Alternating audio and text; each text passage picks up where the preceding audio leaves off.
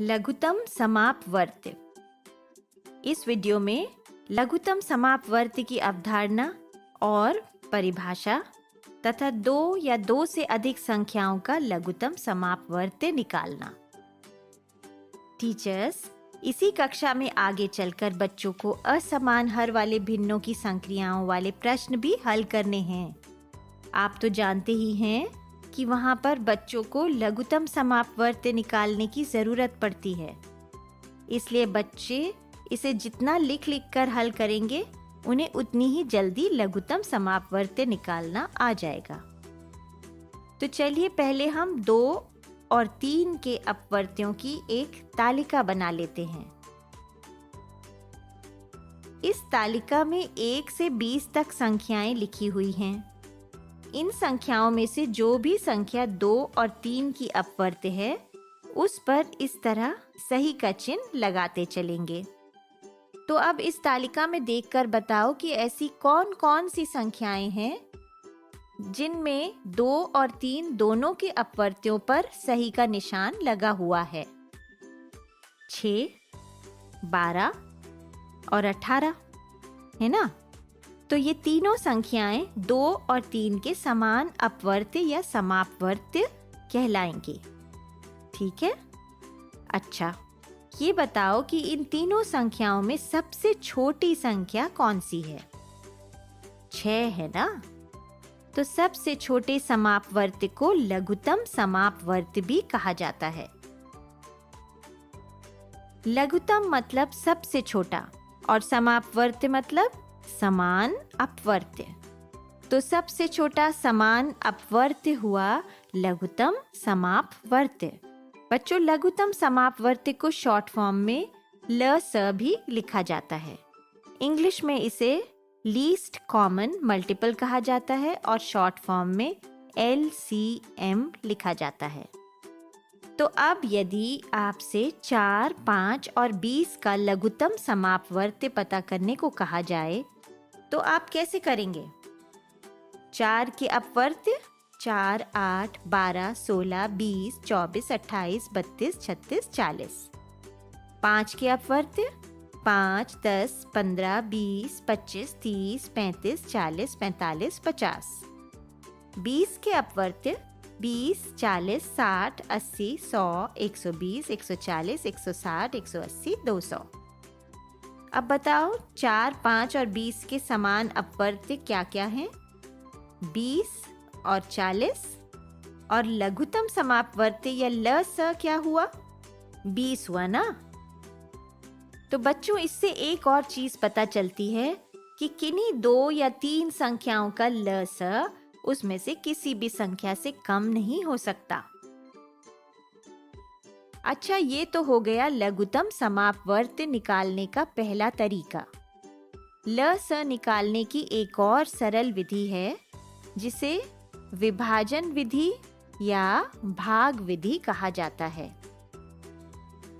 इस विधि में दी गई संख्याओं को एक पंक्ति में रखकर अभाज्य संख्याओं से भाग किया जाता है। इसलिए इस विधि को समझने से पहले हम यह समझ लेते हैं कि अभाज्य संख्याएं क्या होती हैं। तो बच्चों, जैसे कि नाम से ही पता चल रहा है, अभाज्य यानी जिन्हें भाग ना किया जा सके। तो अभाज्य संख्याएं वे संख्याएं होती हैं जो एक और स्वयं अपने अलावा किसी भी संख्या से विभाजित नहीं होती। जैसे 2, 3, 5, 7, 11, 13, 17, 19, 23 इत्यादि। देखो, ये सभी संख्याएं एक और स्वयं अपने अलावा किसी भी संख्या से भाग नहीं की जा सकती। करके देख लीजिए, चाहे नहीं हो सकती ना? तो ये तो हुई अभाज्य संख्याएं। हम इनके बारे में अगले वीडियो में और विस्तार से समझेंगे। यहाँ बस यह जानते हैं कि इन संख्याओं से कैसे हम लघुत्तम समापवर्त्य आसानी से निकाल सकते हैं।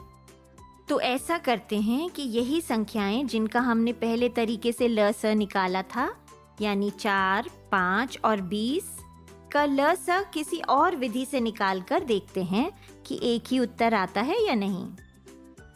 चलो करके देखें। तो हमारे पास संख्याएं हैं 4, 5 और 20। सबसे पहले हम इस तरह से लाइन के एक तरफ इन तीनों को एक के बाद एक कॉमा लगाकर लिख लेंगे। कॉमा इसलिए लगाया जाता है ताकि तीनों संख्याएं अलग-अलग दिखें।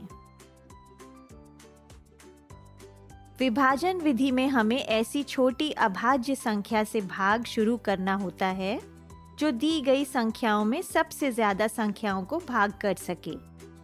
इसके बाद बड़ी अभाज्य संख्याओं की ओर बढ़ना होता है।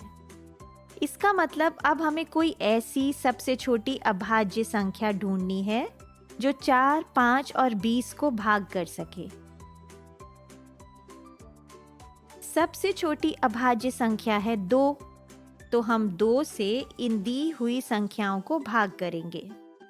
वो संख्या जिससे हमें दाईं तरफ लिखी सारी संख्याओं को भाग करना है, उसे हम एक रेखा खींचकर बाईं तरफ लिख लेंगे। जैसे यहाँ पर हम 2 को लिख लेंगे। फिर इस पहली लाइन के भाजक और भाज्यों के नीचे एक लंबी रेखा खींच लेंगे। तो सबसे पहले हमने 4 को 2 से भाग किया। हमें 2 दूनी 4 मिला 2। 2 को 4 के ठीक नीचे लिख दिया और उसके बाद कॉमा लगा दिया। अगली संख्या है 5। 5 को तो 2 से भाग नहीं किया जा सकता। उसे हम वैसे का वैसे नीचे उतार कर 2 के बगल में लिख देंगे और फिर से कॉमा लगा देंगे।